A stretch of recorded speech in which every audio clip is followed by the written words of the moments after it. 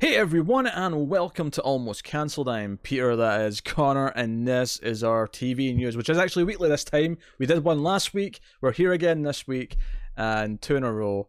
We're back on track, baby. Back on track. We talk about pilots and cancellations and renewals, and series orders, and other things in development, maybe some casting here or there, all that kind of stuff in the world of TV. Not every little thing that ever gets mentioned, but just stuff that seems relevant, something that seems big enough, so on and so on. That's my disclaimer before people say, "Oh, you missed this thing." I'm like, well, you know. Do you know what? We're gonna get into some news in a minute, but I'm gonna demand that at some point we take a break, and you watch the goddamn Harley Quinn trailer. Because if you recall last week, you said, "Oh, yeah, I'll watch it for television from the multiverse." And then what happened, Pete? Okay, well that leads into an announcement, which I mean we did already announce on the YouTube and the sort of the community tab and on Twitter this week, but we are deciding to cease production of television from the multiverse for a couple of different reasons, which we'll get into in a second. So that is the podcast, of course, where we talk about all the DC TV shows every week. And while there is fun to be had there, and we do enjoy doing it, it's kind of a nice casual chat that we have with that one. It does take a lot of investment in terms of time, especially when all the CW shows are on and it's like 6 shows a week. Now, it's not so much that, I mean, the problem with this mainly is that it eats into an entire day of potential recording. So if we have some weeks too, yeah, and if we are working through, Netflix shows, Amazon shows, other weekly shows, sometimes we find ourselves struggling to keep them coming out at a consistent pace because we have to give up that Thursday entirely to watching shows and recording one big thing. And the truth is that while it does okay, it doesn't do really well enough for the investment of the amount of time that's spent on it. So as a podcast with me and Connor, it is no more, unfortunately. And obviously, apologies to anyone who's enjoyed it, because there is a dedicated, following for it who really like it. I will say this: I am still going to try and watch most of the shows casually, which means I don't have to feel guilty about playing video games while I'm watching them. Not all of them, but some of them. Like, Are you implying you played games while you were watching shows? No, I'm saying that I couldn't do that before, but I will do it now because I'm not reviewing them. You said you didn't. It says this means you don't need to feel guilty about doing it, implying that you did do it. The Flash was hard to get through last season, okay? Sometimes you had to play a little bit of Slay the Spire to get you through an episode of The Flash, okay? That was the thing that happened. Look. We watched The Flash together. I was blind drunk. And I was playing Slay the Spire while you were blind drunk. It's fine. Explains a lot. So it is unfortunate because obviously it is a fun show to do, but it does take too much time for us to be a part of our recording schedule, at least as a pair. Now, the reason why I say that is because someone asked me on the live stream that I was doing last night if they could, via Patreon, keep one of the shows being reviewed. And I was like, I don't know. I guess that'd be a fair idea. I mean, it wouldn't be something with me and Connor. It would just be me if that was going to happen. But I mean, I wouldn't be opposed to it. And he's like, well, yeah, because the way some people sponsor shows, because, at our $10 tier, you can sponsor a show that we do. And the whole idea of that tier is actually to keep reviews alive. I never really thought about it in terms of TV from the multiverse, just because it is a sort of full podcast as opposed to individual reviews. But he was asking specifically about The Flash. He was curious if he sponsored it, would that keep me reviewing it? And I was like, you know what, sure. Like, yes, if people want to sponsor these shows, sure, I'll fit them in. Now, it is worth mentioning, we are still going to review some shows. Doom Patrol is the one in particular right now that when Doom Patrol comes back... I'm missing Doom Patrol. Yeah, because we really like Doom Patrol. So when Doom Patrol comes back, that'll just get like a proper dedicated TV review series like we do for everything else. It does mean, though, that it'll be much quicker to when it releases, because obviously before we were waiting until we did the whole podcast.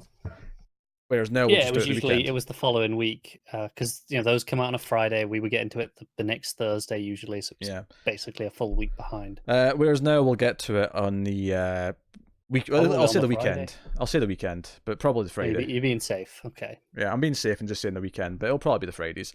It'll probably be the Friday for Doom Patrol. Yeah, obviously it is overall a negative story. It's a negative announcement because it is content that some people like a lot, but Unfortunately, it's because the reason why we even started that podcast is because we were struggling with like the 5 reviews a week at one point when we were doing them individually, and then we sort of had the idea to put them all together, and it would kind of free up some time, and it did free up a little bit of time for a while. But we have so much TV content and TV news every week, and we have supposedly an influx every week, although it's been a while since we've had that because we've been so busy. Blame Netflix and Amazon. Blame Netflix and Amazon, and to an extent, blame television for the multiverse because it takes up so much time. Because even when the CW shows aren't on, well, we still had to keep it like, okay, we need to try and make it a reasonable length so it doesn't feel like it's suffering. So we did, off-season content. So yeah, so that's the state of the affairs.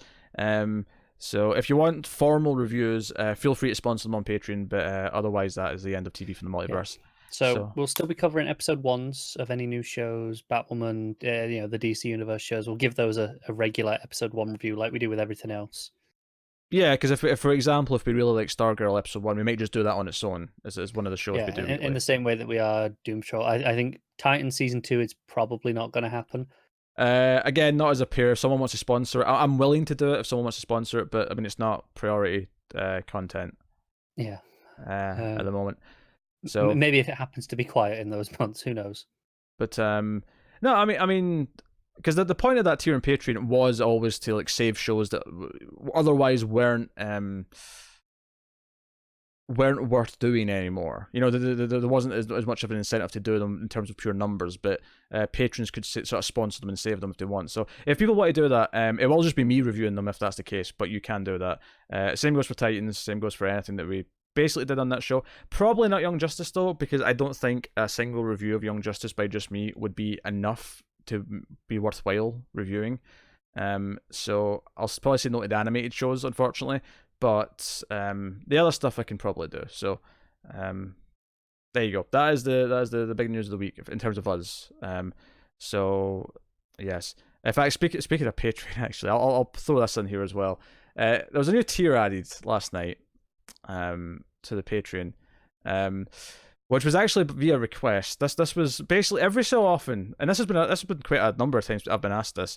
Is there any way, like, what would it cost to just get you to do this movie? Like, no voting, no, like, put it on like a waiting list. Just, I pay this amount, you watch the damn movie. And I'm like, I don't know. So I actually sat and debated with the viewers on the stream for a bit when I was being asked this. So there is a tier now. If people want to, there's $100 tier. There's a couple of rules, but if you want me to watch a movie and review it, you can do it. It's there. Okay. I'll put that at the top of the show. People want to put me through something miserable. There is a runtime limit though, with that will require negotiation to go over, just for the record, before anyone gets. What's the limit? I put 150 minutes as the blanket. Damn it. And that's not to say that 155 wouldn't be accepted, but I said you had to message me and make sure I okay it before you plump your money down. This was just so you could exclude like Lord of the Rings extended edition, wasn't it? It was basically anything that was 4 hours long. I was just thinking, I don't, because at that point it's 2 movies. Let's be honest. In terms of runtime, that's 2 movies. Why did you get 150 instead of just 180? 3-hour limit. Because 3 hours is still pretty long. Like, it is. And again, I'm open to negotiating. Oh, okay. Based on the movie, but hey, don't you worry. The one I was threatened with last night on stream was a Tyler Perry movie. So I mean, I'm not exactly got happy days in my future. Should anyone actually go through with What's this? the longest musical that we can get him to watch? What do you mean? Are you pitching in? Hey, I might do for that. All right, that's the important housekeeping. Yeah. Oh, did I get it? I think I did. Yeah. Okay. Like, sometimes you get a beard hair, a cat hair in there. All right, you just have to take care of it. Yep. They take care of business. So, TCB baby. All right. Yes, TV news. That's what we're here to talk about. I'm sure there's other things to tell you about, And but the Harley Quinn trailer, we'll right? do that at the end. No promises. Well, we're not even doing that show anymore now, so I mean, it doesn't matter. Well, we're gonna do the first episode. I'll see you in the first episode then, when the first episode happens. No. You can do a trailer for the damn news like you said you were gonna. Yeah. All right. So first up, we have good news. So to counterbalance the bad news of TV from the multiverse, we have good news to kick this off. Very good. This happened within a day of our last news going up. Actually not going up, of recording the last news. Recording, yeah. It was right after it went up, I think. By the time it went up, people were saying, "Hey, you missed this." And no, we didn't miss this. It was just we recorded before this happened. So last week we got the premiere date of December 13th for the Expanse season 4.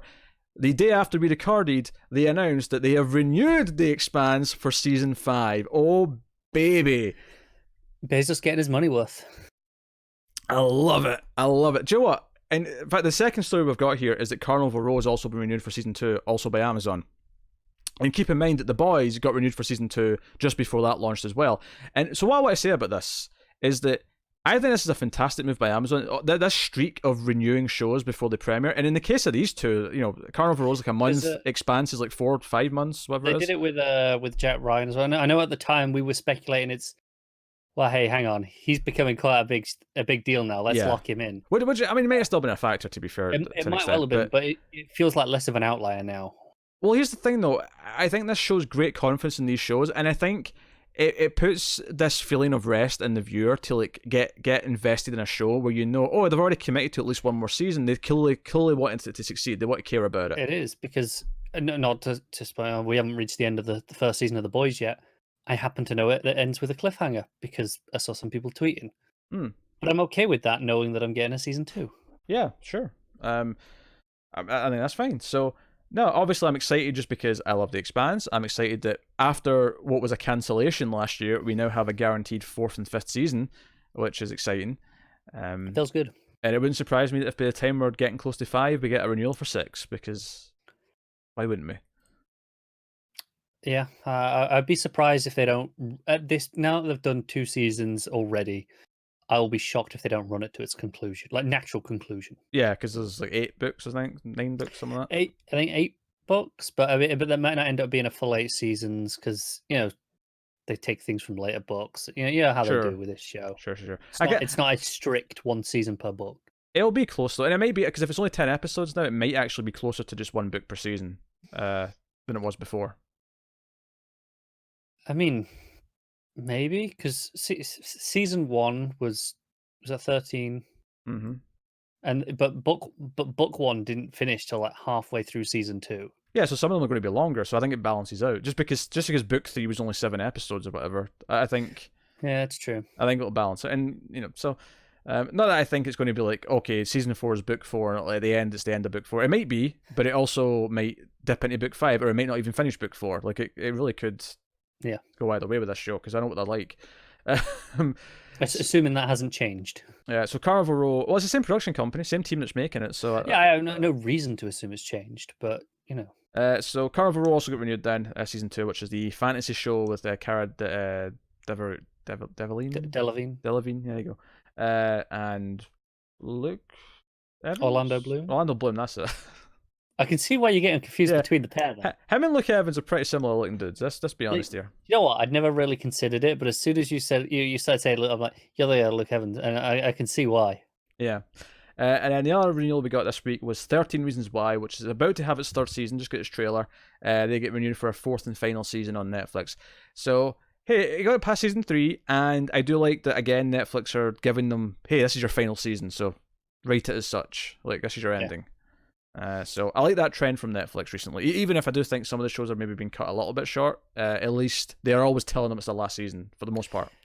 Yeah, that matters. So that's good. So next thing, just want to quickly mention this, because we don't watch these shows, but I think it's notable enough to just sort of point out that Runaway Season 3, which is coming in December from Hulu, is going to have a crossover with Cloak and Dagger, which is on Freeform. Yeah, I think that's the more interesting part for me, is that they're, from different networks. Yeah, it is worth mentioning, though, that Freeform is owned by Disney, and Cloak and Dagger is all on Hulu now. Like, it obviously didn't air there originally, but it is all on Hulu now. Yeah. So there is some sort of partnership there. I think it's interesting from the perspective that the MCU have basically, with the casting of Mahershala Ali as Blade, have basically confirmed that, yeah, those TV shows on Netflix didn't really count. Like, they're not really part of this world. Like, we'll probably have our own Daredevil, but eventually. We'll probably have our own Jessica Jones eventually. Yeah, they might recast like some of the same people, like in the same way that like the CW did with Constantine. Okay, we'll use the same actor. Sure. Loosely assume that kind of maybe happened if you want to. Yeah. So it's interesting to me that two of the shows which are ongoing right now are like, we'll have our own little crossover. we'll just connect with each other. It's fine. Yeah. So this came with the date announcement for Runaways, right? It did indeed. December 30th, same day as Expanse, actually. Yeah, and they're doing it binge again, aren't they? They are, but we didn't do season 2, so obviously we're not. No, but that was a big reason why we didn't do season 2. Is because they dropped it as a binge as opposed to the weekly format that it had been before. Weekly's easy to fit in. If it's a show that we're not like, if it's not a quiet period and we've got other passionate shows we're into, we're much more likely to cover your show if we're kind of on the fence if it's weekly, just because we can fit in one a week as opposed to try to dance around a whole other binging show. Yeah. And another quick thing, again, I think it's just worth mentioning. Based on a lot of the CW shows going straight to HBO Max in the future because they're Warner Brothers shows, one of the shows coming up this season, Nancy Drew, is not going to HBO Max. It's going to CBS All Access for streaming rights once the season's done. And what's interesting, because I read that and I assumed it was because it's a CBS Studios produced show. So I thought, CBS Studios made it, so it'll go on their service. Yeah, they want it, yeah. Yeah, that's actually not the case. The people running it confirmed that that's not why it's there. They actually... They considered Netflix, they considered HBO Max, they shopped it around and just it landed there because they felt that's the right place for it. They specifically said that this does not mean that other CBS produced shows for other networks will all end up in CBS All Access, which is interesting, I thought. The translation there is, fit the best is that they offered us the most money. Okay, sure, but that's not the interesting part. The interesting part is that they're not just automatically putting them all on CBS All Access, I think. Yeah. Or HBO Max. Would be the automatic place to put them, along with the CW shows, surely. Well, no, because it's not Warner Brothers that's making the show. The reason why the others are going to HBO Max is because it's Warner Brothers that are making them. Yeah. This used to be more common, but used to have like various studios would make different shows that didn't necessarily fit their parent company's network, so they'd put the hit television show. I think when you were reading it out before, it was a little unclear that this was a CBS production. How dare you? The hit television show Buffy the Vampire Slayer, for example, was made by Fox but was on the WB. I tried, folks. I tried. How dare you? That was awkward and clunky. You just spoke over me. It was so unprofessional. How dare you? There was nothing unprofessional about covering up that shenanigans. Don't worry, it will not be the last reference this episode, I promise you. Balls. So I just thought it was an interesting little tidbit that they're not automatically putting them on their own service, which is weird because everyone else is doing it. Like NBC, like, no, give us The Office. We're keeping that for our service. HBO Max, give us Friends, give us all the CW shows that we make. We're putting them all in our service. Like, I bet the ones they think have enough prestige they will keep. If they think, oh no, this is a draw, we'll keep this. Like The Office and Friends are huge hits. They're constantly rewatched on Netflix, Amazon. Well, so you don't think all the other Warner Brothers shows are just going to be on HBO Max once the contracts expire on other deals? No, I think they will. I think CBS is, All Access. They're taking a different approach here with we want some of our stuff, but other stuff we're willing to just take the money for. Okay. All right. All right, next up, speaking of CBS All Access, they have announced some casting for The Stand, their miniseries based on the Stephen King book that they're doing. It'll star James Marsden, Amber Heard, Odessa Young, and Henry Zega in the main role. So that's your 4 main cast members. So, interesting mix. Yeah. James Marsden's going to be the everyman with no personality. Yeah, when you go, he's your lead, I'm like, right, okay. Not hugely compelling. Here's the other interesting part, though. It's a 9-episode limited series, and they announced that Stephen King is going to write the last episode, which is a new coda that's not in the book. Like, he's actually adding like an extended ending onto it himself. So, which I don't necessarily think will be good, but it's interesting. That reeks of the whole. When they'll re-release books, a decade later with an extra chapter to make everyone go buy a new copy. This feels like that. It's like, hey, there's an extra chapter. Come on, watch it. Which That's what it feels which is like. It weird feels because cheap. people who like the book are going to watch it anyway. They want to see it. Yeah, exactly. But now they have to see it to see what the new information is. Just to remind you, The Stand presents an apocalyptic vision of a world decimated by plague and embroiled in an elemental struggle between good and evil. The fate of mankind rests on frail shoulders of the 108-year-old Mother Abigail and her handful of survivors. So there you go. Next up, HBO has announced a bunch of the cast for The Nevers, which of course is going to be created and written and directed by Joss Whedon, who also created the hit television show Buffy the Vampire Slayer. No, he didn't. It's a lie. So yeah, so The Nevers, we already had Laura Donnelly as the lead, but they announced like 12 more names here. We got Olivia Williams from Miss Austen Regrets is what they've put, although I would add on Dollhouse is clearly the thing to mention in the context of this, because this is a Whedon actor, someone who's worked with him before. James Norton from Grantchester, Tom Riley from Darkheart, Anne Skelly from Death in Nightingales, Ben Chaplin from The Children Act, Pip Torrens from The Crown, Zachary Momo from 7 Seconds, Amy Manson from Torchwood. Do you know who that is off the top of your head? I'd have to look at the name. Amy Manson. Amy Manson. Here's what I wasn't expecting on this list. Nick Frost. As in, I mean, it says Fighting with My Family, but yeah, it's Nick Frost. It's Hot Fuzz. It's Short of Dead, Nick Frost. Okay. Didn't see that coming in the next Sweden show, did you? That's well unusual. Yeah. Rochelle Neal from Death in Paradise, Eleanor Tomlinson from Poldark, and Dennis O'Hare from This Is Us. So, big cast list. There was actually a short description for every single character they're playing. I am not going to put you through that because it was 12 descriptions. But you can go find it yourself should you wish to read a little blurb about each one. More interesting for me, actually, was that's something this may have been known before this news story, but this is the first I'm seeing it, and I'm really intrigued by this. It mentioned the show is going to have 2 co-writers, and I'm actually kind of excited by this because the co-writers are Jane Espenson and Doug Petrie, who were both writers on the hit television show Buffy the Vampire Slayer. He's brought some writing staff with him. I love it. I hope you hate this show. Oh, it's going to be great. It's going to be great. It's an epic science fiction drama about a gang of Victorian women who find themselves with unusual abilities, relentless enemies, and a mission that might change the world. I read the description of Williams' character, and she's kind of like, she sounds like the Xavier of this group of these ladies. Sure. She's got like a not a school, maybe it is a school, but it was like she's got like the den where they all hang out, and she's kind of like looking after them. I was getting Xavier vibes from her. But yeah, so that's The Nevers. One of the most hotly anticipated TV shows of the next year. Only by you. And other sensible people. Did you look up the actress? Did you recognize her? I did. She's only in a couple episodes, but I do recognize her face. I think I've seen her in a few things because I definitely recognize her. Good. All right. So next up, Christian Malotti, who you may know from Fargo or the Black Mirror episode, the USS Callister. Yeah. Yep. Callister, How I Met Your Mother as well. She was the mother. Yeah, I never watched up to those seasons. Sure, but that season singular. But still.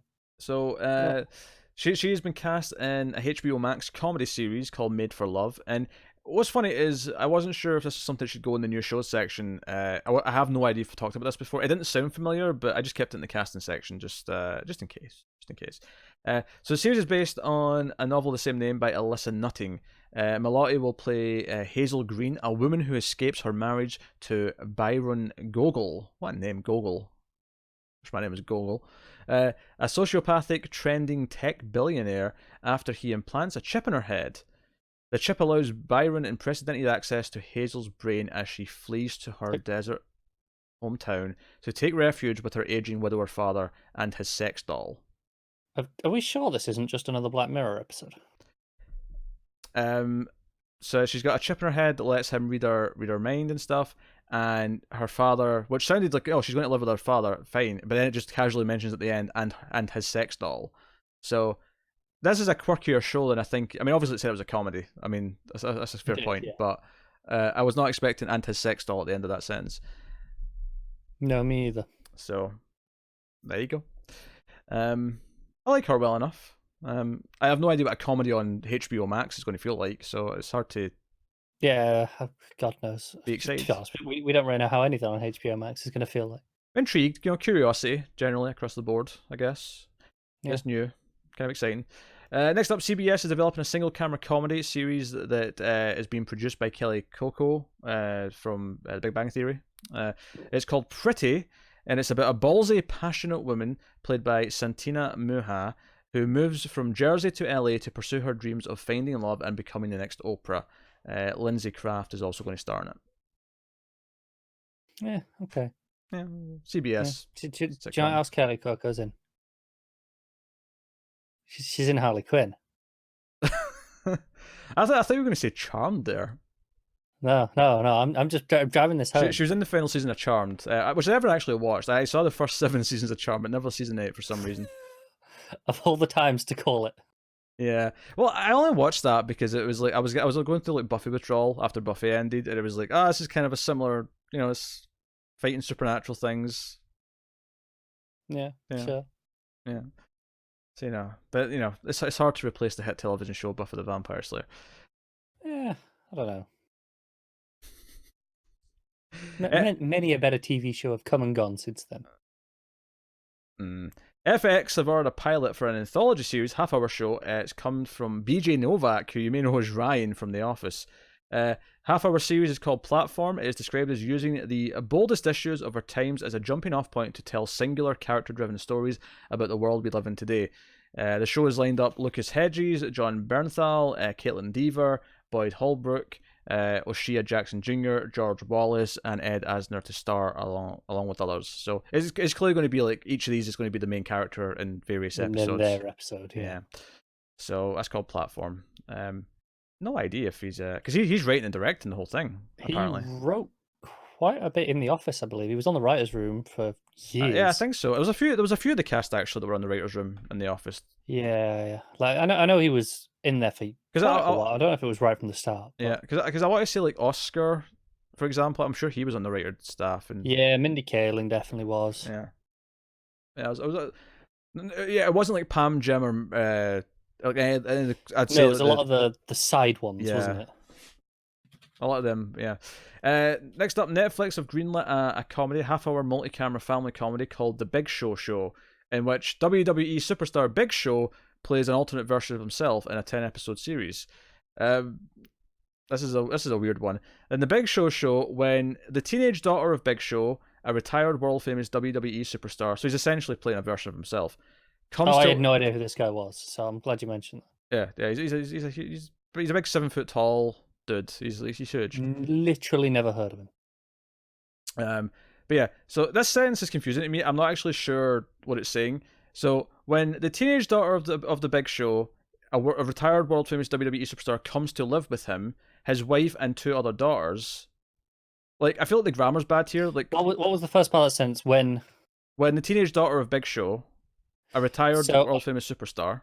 I assume this is a daughter he's had with someone else. Yeah, no, I get that too, but I think this sentence is really awkwardly written because the way it's broken up with the commas, it almost sounds like he's coming to live with himself because it's after it says who he is that it says comes to live with him. I think it's an awkward sentence. No. I know what this is something that Americans do as opposed to British English. They use commas, whereas we in that circumstance would have used brackets. So we'd have put the retired WWE, we'd have put that in brackets.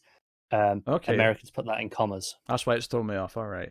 Yeah. But he quickly becomes outnumbered and outsmarted because he's got $3. So despite the fact that he's 7 foot tall and 400 pounds, he's no longer the center of attention. So this came out. I had no idea this was going to be a thing. This is just out of nowhere. He's got a sitcom now on Netflix. Mean, I didn't know the dude existed till 20 seconds ago. So I have no idea if he's got the charisma to pull this off. I don't know, but I don't know. I have nothing to say about this. It's weird. It's just a weird random thing. I can't help it because I feel like most of the opinion you're supposed to have on this is based off of who knowing who he is already. I really don't. Sorry. I'm gonna look at what he looks like. Huge dude. Anyway, Next up, Apple is developing an English language version of a Israeli thriller called False Flag. So the company's forthcoming streaming service is working up an adaptation of the Keshet International's Hebrew language TV series. First season of the drama, which first aired on Israel's Channel 2 in 2015, tells the story of 5 people who wake up one morning and find themselves implicated in a ruthless kidnapping operation following the disappearance of an Iranian defense minister. As news bulletins repeatedly broadcast their names and photos, the attempts at denial are all in vain. The coverage sweeps them up in a maelstrom of publicity. So 5 people wake up and they're kind of implicated in this major political crime. And seemingly they all know nothing about it. I mean, it wouldn't shock me if one of the twists in the show is that one of them actually does. All of them do. Yeah. But it's an interesting enough concept, and I assume that it'll be different people were kidnapping and stuff like that because it's a English language remake, so it'll be specific to whatever area they're set in. But intriguing. I mean, this could very easily be a show I don't care about just based on what the tone and how they tackle it. But I do see a premise in there that I do kind of like potentially. Yeah. Are we still in comedies here? Is this? No, we've moved on. Okay. Yeah, this was the first drama. Okay, fair enough. So, that's Apple developing that. Right. Okay. So, Apple show more that they've got. Yeah. From Apple to Amazon, they're developing a TV show based on Fast Color, which is a movie that only came out this year. That we saw a trailer for, and I actually quite like the trailer. So I do want to watch. Really good, and I know it came out, and I saw people on Twitter being furious that this was getting no distribution anywhere. Well, this is the funny thing is that I didn't realize it had actually come out yet until this story because I liked the trailer and wanted to see it.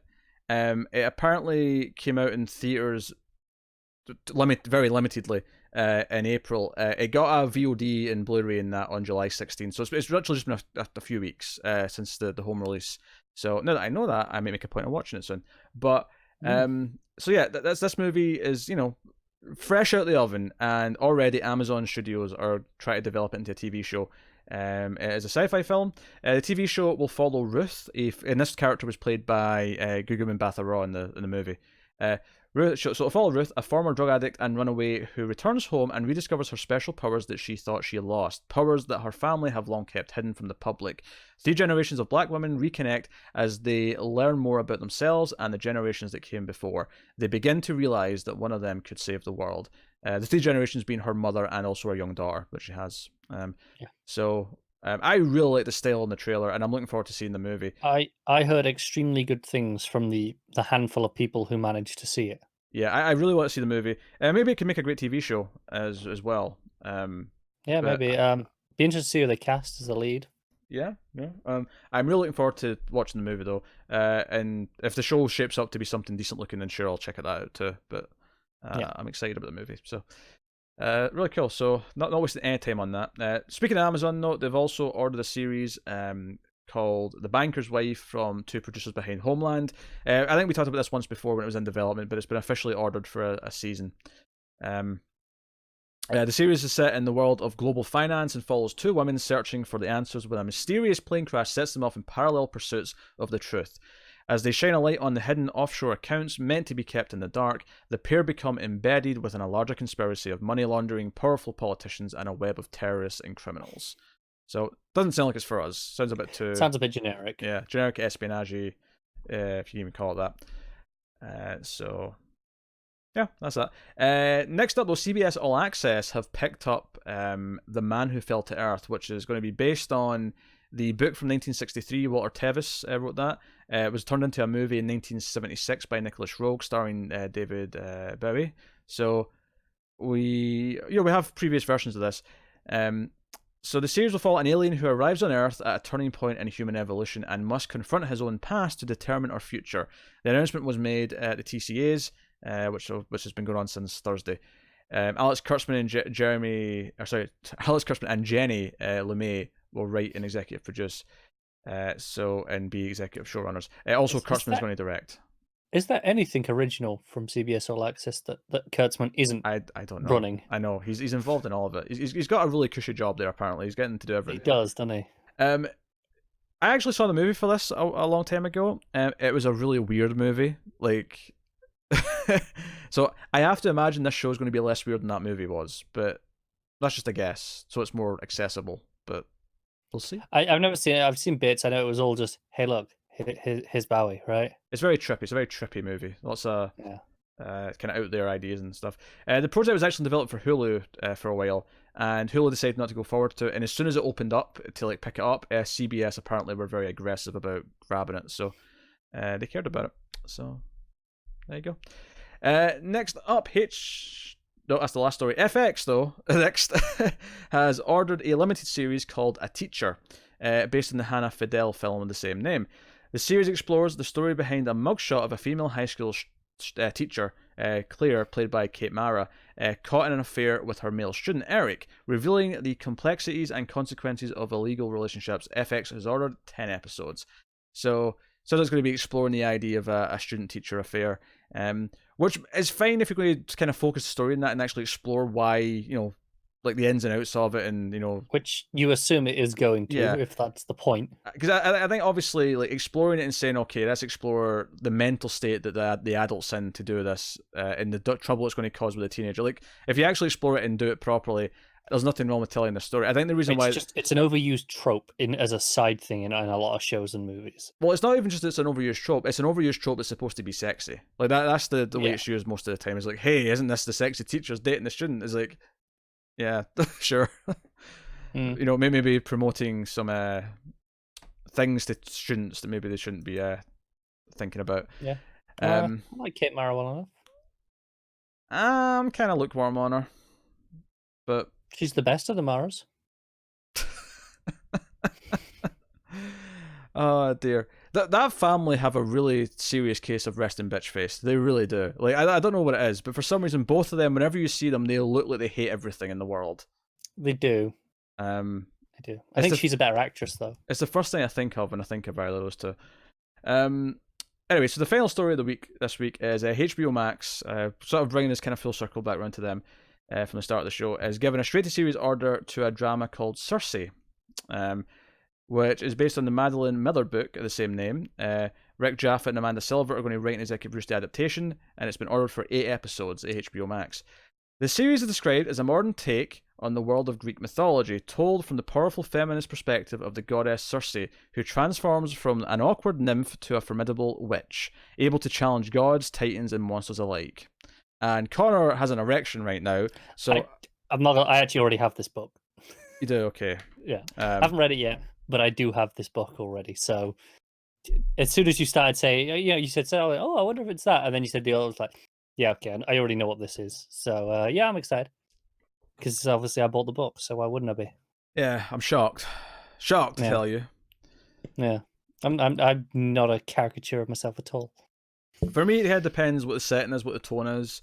Like, are we actually setting this in Greek mythology, or is it the idea that we're dealing with these tropes and characters in more of a modern setting? From what I gather, it's a modern setting, but it is Greek character, like Greek mythology, kind of in a modern day. Yeah, which could work for me, depending on how they handle it. It depends what the tone and kind of like, I don't know. It depends on how they do it, but clearly it's something that's more for you than me. That's for sure. So that is the news. That is the TV news. As for obviously the stuff at the end of the show, we usually obviously tell you about shows that come out. We actually have a lot of shows coming up and that have just hit that we can tell you about. We have, and after that, we're going to come back in and do a bonus section. Sure. So we have The Boys season 1's been ongoing for the past week. We just put episode 4 of that up today in terms of reviewing that. So surprisingly good, actually. We were surprised with how good that was. So I'd recommend checking it out. We've had at least a few people tell us that they only checked it out because of our episode 1 review was as positive as it was. Obviously, we're near the end of season 1 of Handmaid's Tale, or season 3 of Handmaid's Tale, which is got 2 episodes left. The Shield finale's this weekend. We'll be covering that, obviously. And we've been obviously slowly working through Tool to Die Young still. And is that everything? 3%. We started covering 3%. That's right, yeah. We did episode 1 of 3% season 3, which obviously was about a month ago that actually came out, but we're just starting to chip away at it now. Yeah. But by popular demand, might I add. Yeah. Did you mention Dear White People? I did. Well, I was sort of leaving that because that's kind of like that's part of the new stuff. Like I'm still thinking of that in the context of Mindhunter and Glow, even though. Okay, but it's here now. So, Yes. and the other thing, we covered episode 1 of Pennyworth. We did. It was extremely mediocre. Delightful. So you can check out all that. But as I said, Mindhunter Season 2 and Glow Season 3 are both imminent in the next couple of weeks. So check out those. And honestly, we're already in August, so it's not even that long till we get the Deuce Season 3 from HBO or some of the other stuff that's coming this month. So yeah, a lot of TV going. About 2 weeks, I think. Yeah. So feel free to check all that stuff out. If you want to support the show and the channel and everything we do here, you can head over to patreon.com/MailFuzzTV, where you can support us for as little as $1 per month. As mentioned at the top of the show, you can help kind of save shows. 3% is actually an example. 3% is a show that's been sponsored by one of our patrons at the $10 tier. So even though it's... because the way it basically works is the idea that, okay, so obviously we do shows when they come out and they do relatively well, hopefully, and it's, makes a lot of money, and we get a lot of eyes on it because it's new and exciting, but when we come back and do a show later, not as many people watch it, doesn't do as well, there's not as much incentive to do it. So the idea is that people sponsor it, and that kind of essentially funds the incentive to keep doing some of these shows after the fact. So that's kind of what's happened with 3%. It's kind of why I'm still doing Legion Season 3, which we're going to be too busy to cover, but I'm still doing that on my own. Similar kind of reason. Not that you can't sponsor another show that we do that's doing well anyway. You can if you want to, but yeah, just get your name read out and yeah. be like, hey, look, this person supports us. Now, don't get me wrong. There's a chance that eventually, if we have too many people at that tier who sponsor a lot of things, that ultimately it'll become the stuff that's sponsored the most that gets done. But right now, at least, I can kind of commit to doing everything that gets sponsored for now. So, but yeah, check out Patreon and see all the stuff that's on offer. For just $1, you get access to bonus stuff and some early stuff. So go have a look-see. Get on Twitter's at mailed_fuzz for channel updates. And otherwise, that's us. Like, subscribe, let us know what you thought of the news items in the comments. But otherwise, that's us. So thank you once again for watching or listening. We always appreciate it. Keep watching TV, guys. Have you got any vanilla?